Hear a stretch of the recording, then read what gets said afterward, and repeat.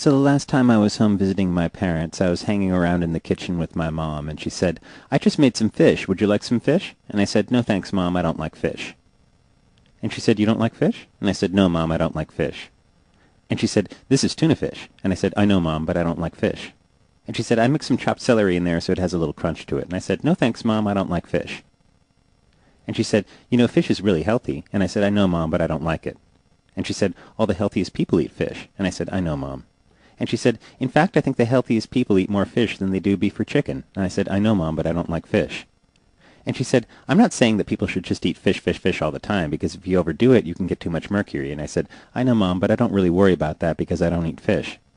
And she said, "But getting high mercury levels is really rare. In general, all the healthiest cultures in the world eat a lot of fish." And I said, "I know, Mom."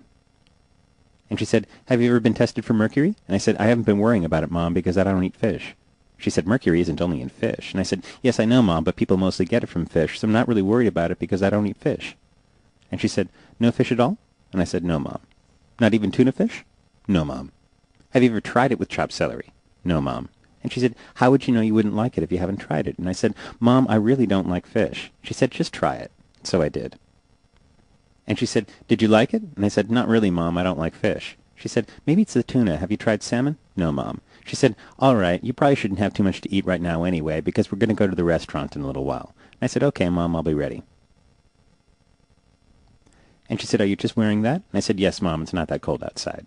She said, "You might want to bring a sweater." And I said, "I don't really think I need one, Mom." She said, "I'm going to bring one. You may want to bring one, too." And I said, "I've already been outside today, Mom, and it's not that cold." And she said, all right. It might get colder later, and you'll be freezing, but do what you want." So anyway, we went to the restaurant, but it was full, and we couldn't get a table.